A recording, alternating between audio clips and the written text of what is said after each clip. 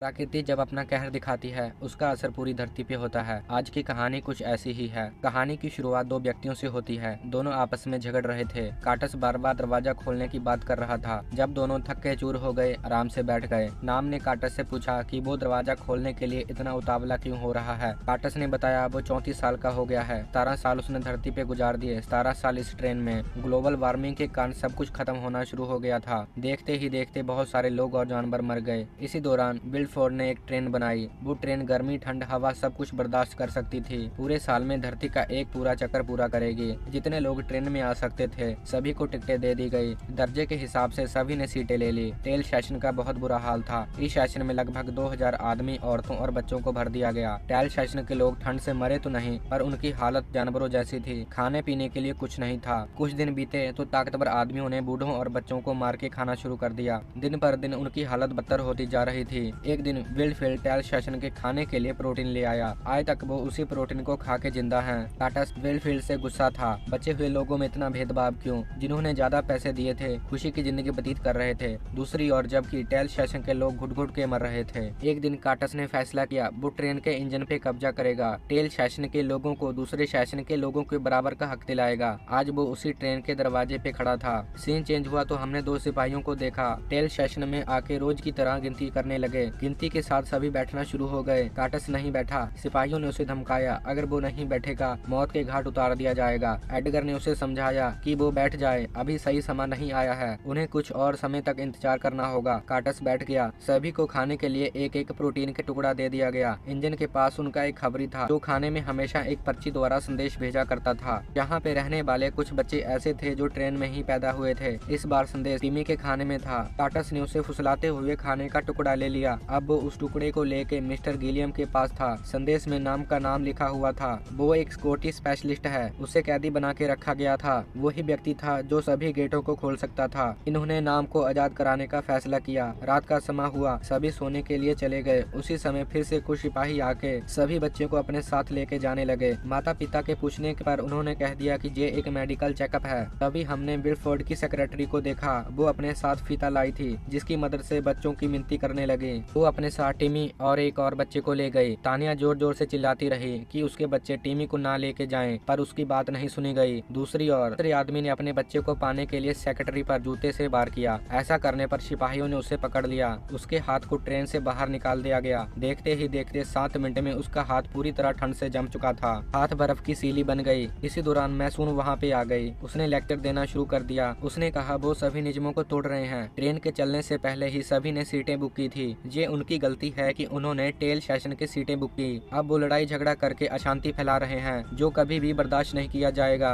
Lecture खत्म होते ही सिपाही ने हथौड़ा मार के हाथ को शरीर से अलग कर दिया। मैसून वहाँ से चली गई। सिपाहियों के जाने के बाद सभी मिलकर ढोलों को जोड़ने लगे। वो ढोलों की मदद से काफी बड़ी लाइन बनाना चाहते थे ताकि गेट खुलते ही उन ढोलों को दरवाजे के बीच अटका दें। ढोल होंगे, गेट बंद नहीं होगा। वो आराम से कई डिब्बे आगे जाके नाम को आजाद करा लेंगे। आगे के दरवाजे नाम खुद ही खोल देगा। खाना खाते समय उन्हें मालूम हो गया सिपाहियों के पास जो गन है उसमें गोलियां नहीं है। काटस ने बताया 4 साल पहले हुए विद्रोह में गोलियां खत्म हो गई थी। ये सभी हमको हथियार दिखा के डराते रहते हैं। नमूना दिखाने के लिए काटस ने सिपाही के हाथ में रखी गन को अपने माथे पे चला के दिखाया। ये देख के सभी टूट पड़े। अब वो मिलके ढोल को दरवाजे के करीब ले आए। बाकी सभी मिलके उन ढोलों को खींचने लगे। काटस ने आगे बढ़ के सभी सिपाहियों को मारना शुरू कर दिया। देखते ही देखते ढोलों को कई डब्बे आगे तक ले गए। सिपाही गेट बंद करने की कोशिश कर रहे थे पर इतने लोगों का सामना नहीं कर पाए। आखिरकार इन्होंने सभी सिपाहियों को मार के चाबियां हासिल कर लिया। एडगर ने एक ताला खोला जिसमें नाम को कैदी बना के रखा गया था। नाम करनौल लेने का आदी था। करनौल एक तरह का नशा है जो इंडस्ट्री बेस्ड से बनाया जाता है। वो आग बहुत जल्दी पकड़ लेता है। नाम के होश में आते ही काटस ने उससे बात की। उसने कहा वो ट्रेन के इंजन तक जाना चाहता है। दरवाजा खोलने में वो उनकी मदद करे। मदद के बदले करनौल उसे देता रहेगा। नाम ने अपनी बेटी को भी आजाद करा लिया। उसने कहा गेट खोलने के बदले वो 2 करनौल लेगा। जोनो नाम की बेटी भी नशा करती थी।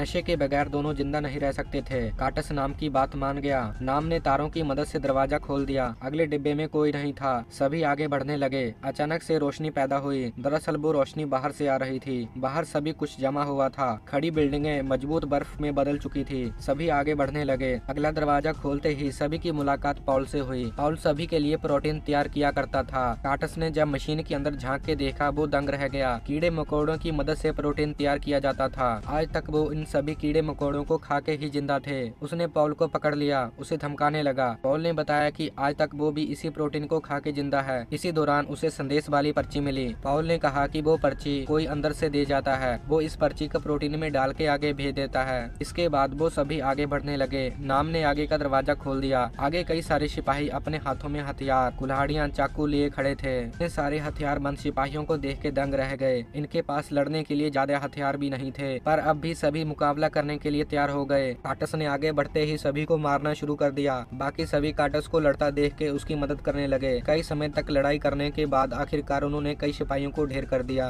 इसी दौरान वहाँ पे फिर से मासून आ गई। उसे देख के सभी रुक गए। उसने फिर से लेक्चर देना शुरू किया। उसने कहा वो सभी बिलफोर्ड के कारण ही आज तक जिंदा थे। शुक्रिया करने की बजाय हथियार उठा लिए, जिसकी वजह से आज वो सभी मरेंगे। आगे एक टनल आने वाला था। सभी सिपाहियों ने लेंस लगा लिए ताकि वो अंधेरे में भी देख पाएं। टनल आते ही सिपाहियों ने एक एक करके सभी को मारना शुरू कर दिया। और काटस और उसके साथी कुछ भी नहीं देख पा रहे थे। इसी दौरान उसने एक बच्चे को पुकारा। वो मशाल लेके काफी तेजी से बढ़ने लगा। देखते ही देखते कई लोग वहाँ पे मशाल लेके आ गए। फिर सब मिलके सिपाहियों को मारना शुरू कर दिया। काटस आगे बढ़ा। उसने मासून को पकड़ लिया। फिर उसने सभी को हथियार डालने को कहा, नहीं तो वो मासून को मार देगा। मासून के गर्दन पे कुल्हाड़ी देख के सभी रुक गए। इस लड़ाई में काटस के कई सारे साथी मर चुके थे। अब वो कुछ ही लोग जिंदा थे। एडगर भी इस लड़ाई की भेंट चढ़ गया। तानिया ने मासून से अपने बेटे टिम्मी के बारे में पूछा। मासून ने कहा कि उसे नहीं मालूम कि टिम्मी कहाँ पे है। टिम्मी के बारे में सिर्फ बिलफोर्ड ही बता सकता है। अपनी जिंदगी की भीख मांगते हुए वो सभी को आगे तक ले जाने के लिए तैयार हो गई। काटस किसी तरह भी इंजन तक जाना चाहता था।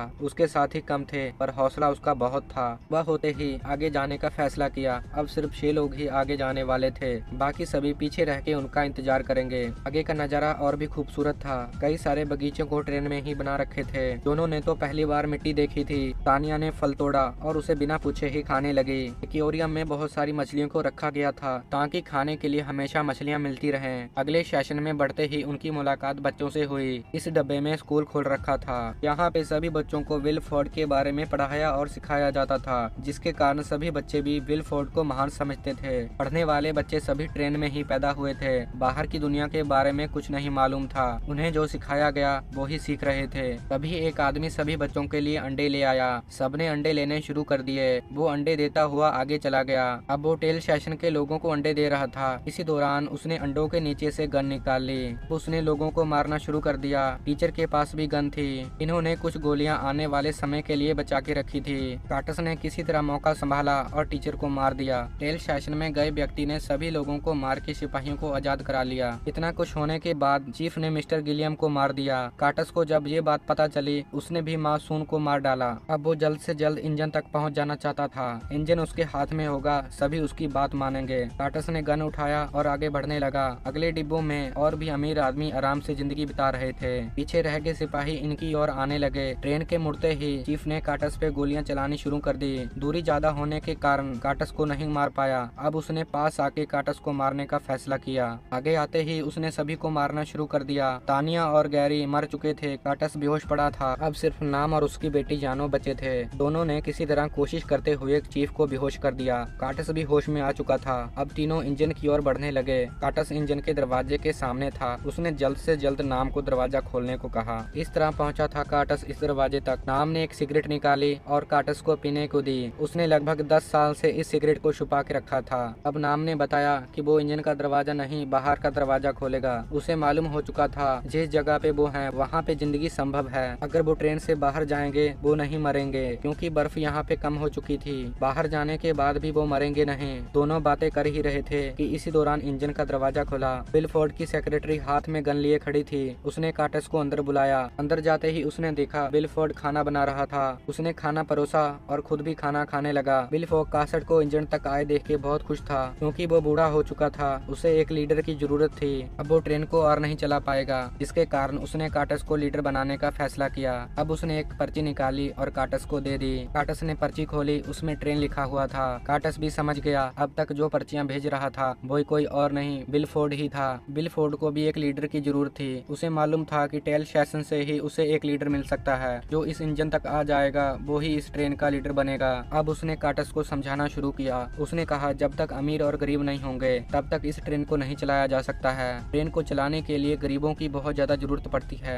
अमीरों को कभी भी काम करने के लिए मजबूर नहीं कर सकते, पर गरीब बहुत ज्यादा जल्दी ढल जाते हैं। नमूना दिखाने के लिए उसने इंजन का निचला हिस्सा दिखाया, जहाँ पे टिमी अपने हाथों की मदद से इंजन मैन्युअली रूप पे चला रहा था। इंजन का निचला पुर्जा खराब हो चुका था, जहाँ पे सिर्फ एक बच्चा ही आ सकता था। अगर वो भी एक मजबूत दिल वाला बन जाए तभी इस ट्रेन को चलाया जा सकता है। काटस ने जब टिमी को इस रूम में देखा उसे बहुत ज्यादा तकलीफ हुई। उसने जोनो को अपने पास बुलाया और दरवाजा खोलने को कहा। दरवाजा खोलना इतना आसान नहीं था, तो उसने एक ब्लास्ट किया जिसके कारण दरवाजा टूट गया। इस तरफ काटस ने किसी तरह टिमी को बचा लिया, पर वो अपना हाथ घुमा बैठा था। जोरदार हुए धमाके की वजह से बर्फ नीचे खिसकने लगी। देखते ही देखते बर्फ के टुकड़ों ने ट्रेन को चपेट में ले लिया। ट्रेन पलटने के कारण सभी यात्री मर चुके थे, बचे थे तो सिर्फ जोनो और टिमी। जोनो बाहर आ गई, उसके पीछे पीछे टिमी भी आ गया। इसी दौरान उसे एक बियर दिखाई दिया। अब वो समझ गई कि वहाँ पे जिंदगी संभव है। अब उसे तलाश थी तो सिर्फ एक घर की। इसी दौरान ये कहानी यहाँ पर ही खत्म हो गई। ये थी एक प्राकृतिक कहानी जिसमें पूरी दुनिया बर्फ में डूब चुकी थी। सहारा था तो सिर्फ ट्रेन का,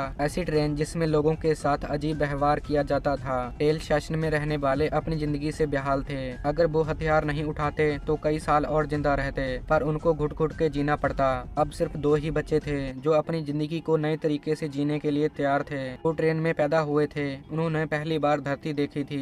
कहानी अच्छी लगी हो तो लाइक करें, चैनल को सब्सक्राइब करे बिना ना